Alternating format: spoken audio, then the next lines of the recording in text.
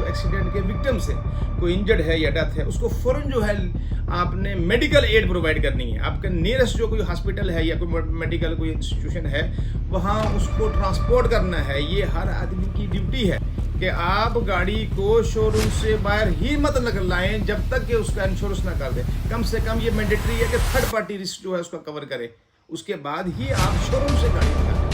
ये एक्सीडेंट हुआ है, ड्राइवर की लापरवाही, उसकी बेएहतियाती, उसकी जो है नेग्लिजेंस, तेज रफ्तारी की वजह से हुआ है, तो फिर वो एक्सीडेंट थोड़ी हुआ। वो तो फिर उसने जानबूझ के वो ये किया है, या कोई नशे की हालत में उसने किया, तो वो जानबूझ के किया है। ड्राइवर को हादसा तो उसने किया है, उसकी नेग्लिजेंस से हुआ, उसकी रेगलेसनेस से हुआ, जैसे भी हो गया वो बाद की बात है, वो इन्वेस्टिगेशन का एक विषय है। तो आपने उसको जो है वहाँ सजा फौरन नहीं देनी है वहाँ, बल्कि उसका जो है अगर कोई बंदा ड्राइवर सेफ है, गाड़ी सेफ है, तो उसकी गाड़ी यूज़ की जा सकती है। उस ड्राइवर को भी ये हिदायत है कि आप अपनी गाड़ी में जो है उसको ट्रांसपोर्ट किया जाए। तो हमारी सोसाइटी में ये भी है कि फ़ौरन आप एक्शन लेना शुरू कर देते हैं, तो कहीं तो ड्राइवर को वहाँ अपनी जान बचाने के लिए भी करना पड़ता है। Court is now in session. आदाब नाजरीन, राथर लीगल अवेयरनेस एवेन्यू में आपका स्वागत है, खैर मकदम है। इस लीगल अवेयरनेस सीरीज में हमारा जो टॉपिक चल रहा है वो है मोटर व्हीकल एक्सीडेंट के काजेज़ क्या हैं, उसके इफ़ेक्ट्स क्या हैं, और उसका मेन रीज़न जो है हमने पिछले 2 एपिसोड्स में ये दिखाया था कि द बिहेवियर ऑफ ड्राइवर। बाकी भी मल्टीपल फैक्टर्स हैं जिसकी वजह से जो है हादसा हो जाता है, लेकिन उसका जो मेन कारण था वो द बिहेवियर ऑफ ड्राइवर। एक तो अनट्रेन ड्राइवर है, दूसरे कोई नशा करने वाला ड्राइवर है, तीसरे कोई मोबाइल यूज़ करता है ड्राइविंग के दौरान, चौथे ये है कि नींद पूरी नहीं है, ड्रोजीनेस है, उसकी वजह से ड्राइव कर रहा है। फिर ये भी हमने देखा था कि जो मेंटेनेंस ऑफ व्हीकल है वो भी प्रॉपर नहीं है, उसके कारण भी जो है एक्सीडेंट हो सकता है। तो बहरहाल ये भी हमने डाटा दिखाया था कि हमारे मुल्क में एक साल में कितने एक्सीडेंट्स होते हैं, उसकी फिर कितने डेथ्स उसके कितने हैं, और उसकी इंजर्ड लोग कितने होते हैं। बहुत बड़ा मसला है ये एक्सीडेंट्स का। तो आज हम कंक्लूडिंग एपिसोड जो है लेके आए हैं। तो आज हम ये बताएंगे कि जब एक्सीडेंट हो जाता है तो उसके बाद हमने क्या करना है, और इसमें लीगल हमारे प्रोविजंस क्या हैं। मतलब एक्सीडेंट के पहले भी लीगल प्रोविजन जो है, हमारा मोटर व्हीकल एक्ट है 1988, जिसमें बड़ी डिटेल्स में अमेंडमेंट हुई हैं 2019 में। तो ये एक्सीडेंट के पहले क्या प्रोविजंस हैं जो फॉलो करने चाहिए, और एक्सीडेंट के बाद क्या प्रोविजंस हैं जो हमें फॉलो करने चाहिए, उसमें आज थोड़ी सी हम बात करेंगे। तो एक्सीडेंट से पहले तो ये है कि जब आप ड्राइव कर रहे हो तो आपके पास एक वैलिड इफेक्टिव ड्राइविंग लाइसेंस होना चाहिए। ड्राइविंग लाइसेंस जो है वो जो इशूइंग अथॉरिटी है ड्राइविंग लाइसेंस, मोटर व्हीकल ये जो डिपार्टमेंट है, वो ड्राइविंग लाइसेंस बगैर ट्रायल के इशू ना किया जाए। हमने देखने में आता है समाज में कि कुछ ऐसे इन्फ्लुएंस की वजह से, कुछ ऐसे करप्शन की वजह से क्या होता है कि बगैर ट्रायल के सिफारिश पे एजेंट सिस्टम है, वहाँ एजेंट्स से थोड़ा सा लेन देन करके जो है ये लाइसेंस इशू किए जाते हैं। तो एक्सीडेंट का कारण वो भी है कि लाइसेंस जिसको मिल रहा है वो उसका एलिजिबल ही नहीं है। तो नंबर 1 जो है, एक्सीडेंट से पहले जो प्रोविजंस हैं related to this motor vehicle, वो क्या है कि एक्सीडेंट के उसका लाइसेंस जो है आपके पास वैलिड और इफेक्टिव होना चाहिए। मतलब आपको वैलिड किसी अथॉरिटी ने इशू किया होना चाहिए, और उसकी वैलिडिटी जो एक्सपायर नहीं होनी चाहिए। दूसरे ये है कि जो गाड़ी आप ड्राइव कर रहे हो रोड पे, तो वो गाड़ी की प्रॉपर रजिस्ट्रेशन होनी चाहिए। और दूसरे जो कमर्शियल गाड़ियाँ हैं खासकर, उसकी फिटनेस सर्टिफिकेट जो है प्रॉपर आपकी एजेंसी से जो है इशू होनी चाहिए। ये भी एक्सीडेंट्स के पहले के जो प्रोविजन से जो हमें फॉलो करने हैं। तीसरा जो मेन कारण है वो ये है कि मतलब जो ये एक्सीडेंट से पहले जो फॉलो करना है प्रोविजन, वो है इंश्योरेंस का, कि आप गाड़ी को शोरूम से बाहर ही मत लाएं जब तक कि उसका इंश्योरेंस ना कर दें। कम से कम ये मैंडेटरी है कि थर्ड पार्टी रिस्क जो है उसका कवर करे, उसके बाद ही आप शोरूम से गाड़ी निकालें। और वो इंश्योरेंस जो है आपका वो फ्रॉम टाइम टू टाइम जो है रिन्यू होना चाहिए, तभी आप जो है रोड पे गाड़ी चलाएं। उसके बाद क्या है कि ट्रैफिक रूल्स की एडहेरेंस करनी है आपने। मतलब ये आपके 3 चीज़ें हो गई, लाइसेंस आपके पास जो है वैलिड है, इफेक्टिव है, गाड़ी का जो है आपका कमर्शियल गाड़ी है तो फिटनेस सर्टिफिकेट है उसकी। दूसरे ये है कि इंश्योरेंस जो है आपका वो ठीक है, गाड़ी प्रॉपर मेंटेन है। मतलब मेंटेनिंग का मतलब ये है कि उसकी सर्विसिंग आप प्रॉपर करते रहें, उसकी व्हील अलाइनमेंट्स जो है वो प्रॉपर होनी चाहिए, उसकी लाइट्स जो है, ऐसा ना हो कि कहीं रात को सफ़र कर रहे हैं तो पता चला कि आपकी जो हेडलाइट ही नहीं चल रही है। ऐसा ये भी देखने में आया कि अक्सर जो 4 व्हीलर्स हैं तो आगे 2 हेडलाइट्स होनी चाहिए, एक ही होती है, तो वो भी आमने सामने जो है थोड़ा सा वहाँ एरर हो जाता है, एक्सीडेंट का कारण बन जाता है। तो ये 3-4 चीज़ें, इंश्योरेंस जो है वो प्रॉपर होना चाहिए, रिन्यू होना चाहिए फ्रॉम टाइम टू टाइम। तो उसके बाद ट्रैफिक लॉज हैं कि आप किस जगह ड्राइव कर रहे हो, वहाँ स्पीड लिमिट क्या है। मतलब बहुत सारी जगह हैं आप वहाँ 60 किलोमीटर पर आवर की स्पीड से आपको जो है परमिशन है, वहाँ आप चला सकते हो। कई जगह तो 80 किलोमीटर पर जो है आवर की, जैसे नेशनल हाईवे पे अगर चले जाए, रोड बिल्कुल सीधी है, स्मूथ है, तो 80 किलोमीटर पर आवर की स्पीड से भी आपको लोड है। लेकिन कुछ हिल इलाके हैं वहाँ 40 से ऊपर जो है आपको लोड ही नहीं है, कहीं 20 है, वहाँ कर्व है, आगे जिग जैग में चलना है तो 20, 30 या 40 किलोमीटर, वो आजकल जगह जगह बोर्ड लगे हुए हैं। तो स्पीड लिमिट को जो है आपने फॉलो करना है। तीसरे ये है कि सेफ्टी गियर्स, अगर आप 2 व्हीलर चला रहे हैं तो आपने जो है हेड गियर, हेलमेट जो है कम से कम वो अच्छी किसी क्वालिटी का जो पहना हुआ है, उसके बगैर आप गाड़ी ड्राइव ना करें। आप 2 व्हीलर ड्राइव कर रहे हैं या आपका पिलन राइडर है, दोनों को जो है मैंडेटरी है ये कि आप अपना हेलमेट जो है लगा के रखें। अगर आप 4 व्हीलर चला रहे हैं, 4 व्हीलर्स में ये है कि सेफ्टी जो आपकी बेल्ट है, आप गाड़ी स्टार्ट ही ना करें जब तक कि आप उसकी बेल्ट जो है वो प्रॉपर तरीके से ना बांध लें। आजकल तो ऐसी गाड़ियां भी आ गई हैं कि अगर आप उसकी बेल्ट जो है, सेफ्टी बेल्ट नहीं बांधेंगे तो वो सायरन देना शुरू कर देती हैं। तो ये कुछ मेजर्स हैं जो एक्सीडेंट से पहले पहले आपने जो है वो प्रूफ अपने फॉलो करने हैं। फिर गाड़ी ड्राइव कर रहे हो तो आपने मोबाइल का इस्तेमाल नहीं करना है। गाड़ी ड्राइव कर रहे हो तो ड्राइविंग के दौरान खाना पीना नहीं है, आपने ड्राइविंग के दौरान बातचीत नहीं करनी है। तो अपना पूरा जो है अटेंशन, पूरा ध्यान जो है आपने गाड़ी पे, रोड पे जो है वो देना है। उससे जो है आपका जो ये एक्सीडेंट है काफ़ी हद तक रोका जा सकता है। ये प्रोविजंस हैं, मतलब ये कानूनी प्रोविजंस हैं, इसको अगर आप फॉलो नहीं करोगे, इसकी वायलेशंस अगर करोगे तो उसके लिए पनिशमेंट्स हैं, फाइन्स हैं। तो ये जो है हमारे मोटर व्हीकल एक्ट्स में प्रोवाइडेड हैं 1988 के। तो ये आपको ज़रूर फॉलो कर, जितनी भी मैंने बातें बताई एक्सीडेंट से पहले वाली। अब जब एक्सीडेंट हो जाता है, एक्सीडेंट होने के बाद सबसे पहला काम क्या होता है कि आपको जो एक्सीडेंट के विक्टिम्स है, कोई इंजर्ड है या डेथ है, उसको फौरन जो है आपने मेडिकल एड प्रोवाइड करनी है। आपका नियरेस्ट जो कोई हॉस्पिटल है या कोई मेडिकल कोई इंस्टीट्यूशन है, वहाँ उसको ट्रांसपोर्ट करना है। ये हर आदमी की ड्यूटी है और वहाँ हमारे प्रोविजन में प्रोटेक्शन है इसके लिए। पहले क्या होता था कि लोग अवॉइड करते थे कि कोई लीगल लाइबिलिटी में ना फंस जाए, कोई पासरबाई है, कोई और आगे पीछे देखने वाला है, एक्सीडेंट हो गया किसी ऐसी जगह पे, तो वो उसकी हेल्प करने से घबराते थे कि किसी कानूनी उसके हम उसमें ना फंस जाए। तो उसके लिए भी ये अब ये अमेंडमेंट हुई है 2019 में। तो उसमें सेक्शन 134A है, उसमें प्रोटेक्शन ऑफ गवर्नमेंट समेरिटन्स। उस समेरिटन्स क्या होते हैं कि मतलब एक जो अच्छे ह्यूमन बींग्स हैं, गुड समेरिटन्स का वर्ड यूज किया गया है।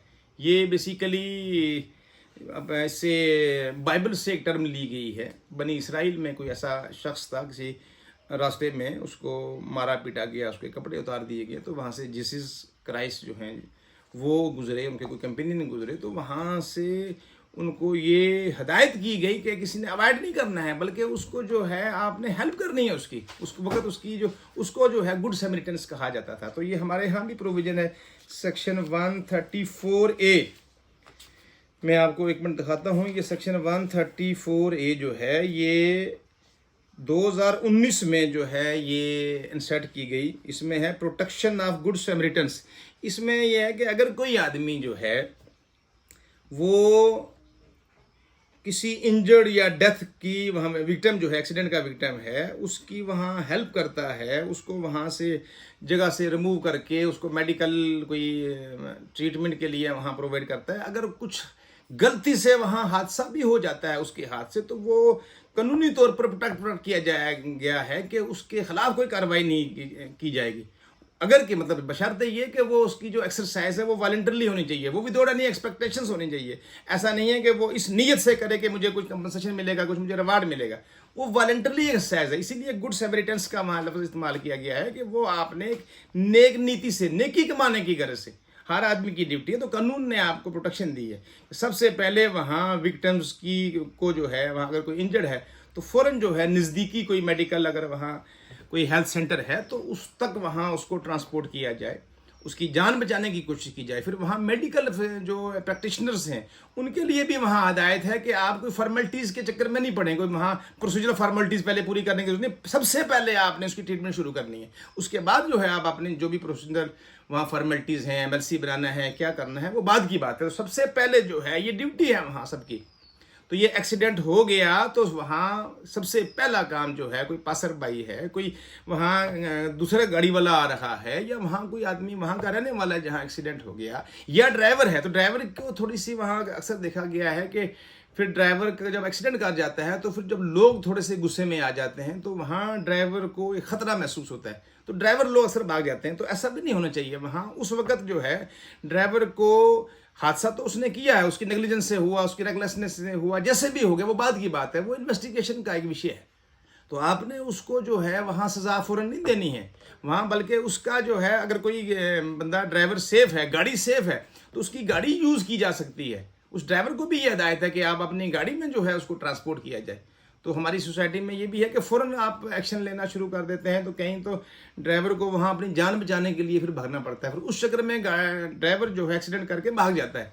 तो ये ऐसा नहीं होना चाहिए। वहाँ हर आदमी जो है वो उस वक़्त उनका जो ध्यान है वो उस एक्सीडेंट तो हो गया, वो तो पहले जो है आपने प्रिवेंटिव मेजर्स करने चाहिए थे, नहीं हुए, वहाँ सोसाइटी वालों ने भी करने चाहिए थे, ड्राइवर ने भी करने चाहिए थे, जो एजेंसीज वाले हैं, अथॉरिटीज़ हैं, उनको भी करना चाहिए था। तो वो हुआ या नहीं हुआ, उसके बाद एक्सीडेंट हो जाता है। अब ये जो हमारे यहाँ एक्सीडेंट होते हैं, तो मैं तो इसको ये एक्सीडेंट भी नहीं कहूँगा। एक्सीडेंट तो वो होता है कि जो एक अनएक्सपेक्टेड सा हो गया, आपने फोरसाइट नहीं किया था, तो ये ऐसा वहाँ वाकया हो गया कि जो आपके जहन में पहले था नहीं, आपको एक्सपेक्ट नहीं कर रहे थे। लेकिन हमारे यहाँ तो ये हिली एरियाज़ हैं, यहाँ तो सारे एक्सीडेंट जोन्स हैं, स्लाइडिंग जोन्स हैं, तो उसमें तो हम एक्सपेक्ट करते हैं कि अगर थोड़ी सी वहाँ हम लापरवाही करेंगे तो एक्सीडेंट हो जाएगा। तो हर बंदा जो है ये फोरसाइट कर सकता है कि ये एक्सीडेंट यहाँ होना ही होना है अगर हम ये प्रिवेंटिव मेजर्स नहीं लेंगे। तो ये तो केयरलेसनेस है, नेग्लिजेंस है, ये रैश ड्राइविंग है, ये तेज़ रफ्तारी, गफलत, नाअहली और लापरवाही से ड्राइविंग करना है। तो ये तो वो वैसा एक्सीडेंट की डेफिनेशन में भी नहीं आता। ये तो इसको तो मतलब हम मांग करेंगे कि इसके लिए तो सज़ा बड़ी सख्त होनी चाहिए। अगर ये प्रूव हो जाता है कि ये एक्सीडेंट हुआ है, ये ड्राइवर की लापरवाही, उसकी बेएहतियाती, उसकी जो है नेग्लिजेंस, तेज़ रफ्तारी की वजह से हुआ है, तो फिर वो एक्सीडेंट थोड़ी हुआ, वो तो फिर उसने जानबूझ के वो ये किया है, या कोई नशे की हालत में उसने किया, तो वो जानबूझ के किया है। तो लिहाजा बहरहाल जो भी हो गया, तो अब एक्सीडेंट हो गया है, तो वहाँ सबसे पहला काम जो है विक्टिम्स को फर्स्ट एड प्रोवाइड की जाए। वहाँ मौके पे अगर कोई ऐसे वहाँ मेडिकल कोई डॉक्टर है या कोई और मेडिकल प्रैक्टिशनर्स है या जो कोई और एक्सपीरियंस आदमी है, तो वहाँ कोई ऐसी चीज़ वहाँ प्रोवाइड कर सकता है। कोई पानी का मसला है, कोई फ़ौरन उसको जो है ब्लीडिंग रोकने के का प्रोविज़न है, या उसको फ़ौरन हॉस्पिटल में ले जाना है। दूसरी बात ये, सबसे पहले जो नियरेस्ट वहाँ पुलिस स्टेशन है, वहाँ उनको इन्फॉर्म करना है कि ये आपके यहाँ जुरिस्डिक्शन में ऐसा एक्सीडेंट हो गया है, तो वो आके फ़ौरन अपना जो है कार्रवाई करेंगे, वहाँ जो भी एविडेंस होगा उसको कलेक्ट करेंगे, कहीं बाद में ज़ाया ना हो जाए। तीसरी बात ये है कि वो गाड़ी में एक्सीडेंट हो गया, बंदा इंजर्ड है या डेथ हो गई है, तो उसमें क्या होता है कि जो कोई सोल ब्रेड अर्नर था किसी फैमिली का, तो सबसे ज़्यादा नुकसान तो उस फैमिली को हो गया। उसके जो फैमिली से एक बंदा गया है वो तो इमोशनली तो उसको नुकसान हुआ ही हुआ है, वहाँ फाइनेंशियल लॉस भी हो गया। तो गाड़ी इंश्योरेंस, अगर गाड़ी इंश्योर्ड है, गाड़ी तो पहले मार्केट में आनी ही नहीं चाहिए, रोड में आनी नहीं चाहिए अगर इंश्योरेंस नहीं है उसका, तो गाड़ी इंश्योरेंस है तो सबसे पहले फिर इंश्योरेंस कंपनी को जो है कन्वे करना पड़ेगा कि ये एक्सीडेंट हो गया है। उसमें जो वो गाड़ी का मालिक है वो भी अपना इन्फॉर्म कर सकता है, गाड़ी का ड्राइवर है वो भी इन्फॉर्म कर सकता है, या विक्टिम है या उसका जो कोई लीगल रिप्रेजेंटेटिव है वो भी इन्फॉर्म कर सकता है, नंबर एक। नंबर दो, जब इन्वेस्टिगेशन उसकी शुरू होती है तो जो इन्वेस्टिगेटिंग ऑफिसर है उसके लिए भी मैंडेटरी है कि विद इन 3 मंथ्स जो है वो वहाँ कन्वे करे इंश्योरेंस कंपनी को इसका, ताकि वो सेटल किया जाए प्रॉपर। तो इंश्योरेंस कंपनी को जब ये भी प्रोविजन यहाँ प्रोवाइडेड किया गया है कि इंश्योरेंस कंपनी को जब किसी एक्सीडेंट के बारे में उस गाड़ी का, जो गाड़ी इंश्योर्ड है, वो उसका कन्वे हुआ तो उसने फौरन जो है एक आदमी को डिप्यूट करना है जो वहाँ जाके वो कंपनसेशन सेटल करे।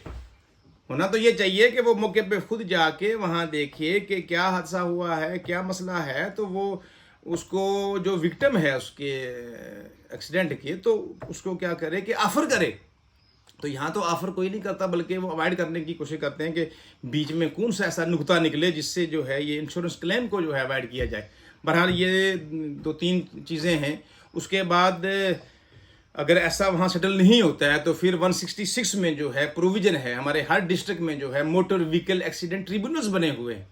हर डिस्ट्रिक्ट में वो सीनियर डिस्ट्रिक्ट जज जो है, प्रिंसिपल डिस्ट्रिक्ट जज या कोई दूसरा जो है उस लेवल का कोई जो डिस्ट्रिक्ट जज है, उसको ये पावरें दी गई हुई हैं मोटर व्हीकल एक्सीडेंट ट्रिब्यूनल्स की, जो ये अंडर मोटर व्हीकल एक्ट 166 या 164 भी है। इसमें हिट एंड रन का भी एक प्रोविजन है, मतलब कोई आदमी को पता ही नहीं है कि इंश्योरेंस कौन सी गाड़ी है, वो इंश्योर्ड है या नहीं है, वहाँ भी प्रोविजन यहाँ प्रोवाइड किया गया है कि वहाँ एक फिक्स लायबिलिटी जो है वो गवर्नमेंट, सेंट्रल गवर्नमेंट जो है वहाँ उनकी स्कीम है कि अगर डेथ हो जाती है उसमें हिट एंड रन में, तो 2 लाख डेथ केसेस में या उससे ज़्यादा भी हो सकता है, और इंजर्ड ग्रीवियस हर्ट है तो 50,000 रुपया हिट एंड रन केसेस में, जिसमें पता ही नहीं है कि गाड़ी किसकी है, कहाँ इंश्योरेंस है, तो वहाँ भी गवर्नमेंट ने प्रोविजन जो है वहाँ रखा हुआ है हिट एंड। उसके बाद कंपनसेशन के लिए 166 में है। तो वहाँ एक चीज़ मैं आपको बता दूँ, अक्सर देखा गया है कि जिसके घर में हादसा हो गया, कोई ग्रीवियस हर्ट का शिकार हो गया या कोई डेथ का शिकार हो गया, तो वो मॉर्निंग जो है महीनों रहती है, बड़ा शॉक ट्रॉमा रहता है उस फैमिली पे। तो 1-1.5 साल तो उनको जो है वहाँ से रिकवरी नहीं हो पाते। तो उसके बाद फिर कहीं कोई आके, अगर इंश्योरेंस कंपनी ने वो सेटल नहीं किया तो फिर आके ट्रिब्यूनल में आते थे, तो वो क्लेम सेटल होते थे। इसमें 88 में जो प्रोविजन था वो था लिमिटेशन का 1 साल का। तो 1994 में उन्होंने अमेंडमेंट की तो उसको रिमूव कर दिया, क्योंकि सुप्रीम कोर्ट में भी उसमें बहुत सारी जो है ऑब्जर्वेशंस आई कि ये कोई ऐसा विक्टिम है तो वो 6 महीने का ग्रीवियस हार्ट अटैक ऐसी है तो वो तो 6 महीने या साल हॉस्पिटल्स में ही रहता है, तो लिहाजा उसके लिए लिमिटेशन जो है ये बार नहीं रखनी चाहिए। तो 1994 में अमेंडमेंट करके वो रिमूव कर दिया, लेकिन आज फिर 2019 में जो है अब 6 महीने का रख दिया कि आप हादसे के 6 महीने के अंदर अंदर क्लेम पिटीशन फाइल कर सकते हो, तभी वो एंटरटेन की जाएगी। तो ये मेरे हिसाब से जो है ये 6 महीने बहुत सख्त हैं, ये लगभग साल भी नहीं, 2 साल का कम से कम पीरियड होना चाहिए लिमिटेशन का, जिसमें वो जो है अपना क्लेम जो है कोर्ट में आके फाइल कर सके।